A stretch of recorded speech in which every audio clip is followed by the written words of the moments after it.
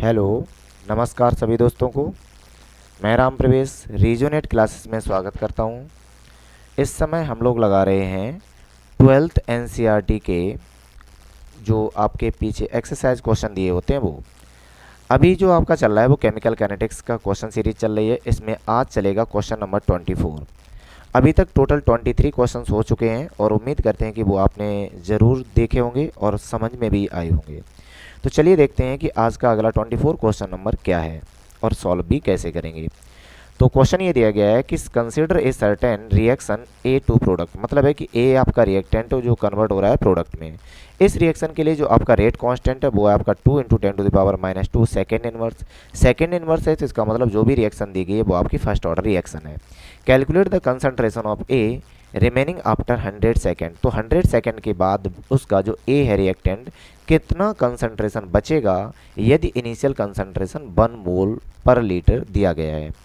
तो चलिए first order reaction में क्या करते थे और कैसे सॉल्व करते थे, सिंपल बाय एक स्टेप बाय स्टेप सॉल्व करते हैं। देखो, तो अगर वो ये बोले हैं कि आपके पास एक रिएक्टेंट है ए, ये कन्वर्ट हो रहा है प्रोडक्ट में पी में, तो हम लोगों ने सिंपल में एक ही कंडीशन अप्लाई करते हैं कि जो भी रिएक्शन दी जाएगी उसमें जब टाइम 0 था तो क्या कंडीशन रही होगी।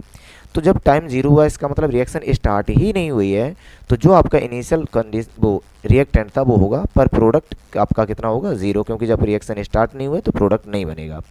अब वो ये कह रहे हैं कि जब टाइम आपका 100 सेकेंड पास हो गया, बीत गया है, तो क्या कंडीशन रही होगी। तो हम मान के चल रहे हैं कि इस टाइम इसका कुछ कंसंट्रेशन कम हुआ, कितना कम हुआ मुझे नहीं पता, पर ये मान के चलेंगे कि उस टाइम इसका कंसंट्रेशन x था, बचा हुआ होगा।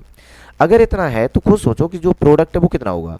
तो प्रोडक्ट होना चाहिए 1 - x, क्योंकि ये इनिशियल था, इतना बचा है, तो जो आपका डिफरेंस हुआ है भाई तो आपका प्रोडक्ट में कन्वर्ट हुआ होगा। अब क्वेश्चन ये है कि आपको 100 सेकेंड के बाद x की वैल्यू कैलकुलेट करनी है।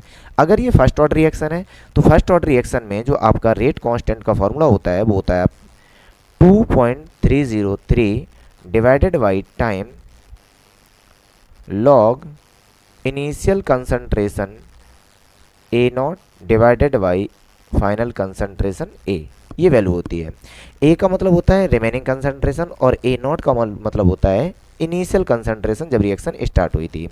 तो इस केस में जब हम इसको सॉल्व करेंगे तो सॉल्व करना कोई टफ नहीं है, बहुत सिंपल पैटर्न होता है इसका कि जो K की वैल्यू दी गई है वो आपको दिया गया है 2 × 10⁻⁻2 इक्वल 2.303 डिवाइडेड बाई टाइम, कितने सेकंड के बाद देखना है मुझे, 100 सेकंड के बाद कैलकुलेट करना है।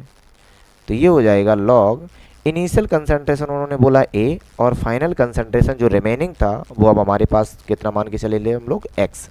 तो जो आपको x दिया है इसी की वैल्यू कैलकुलेट करनी है। तो यहाँ से अगर हम इसको सिंप्लीफाई करेंगे तो मिलेगा लॉग 1/x इक्वल 2 × 10⁻⁻2, ये 100 उधर जाएगा तो ये बनेगा 100 मल्टीप्लाई में डिवाइडेड बाई 2.303।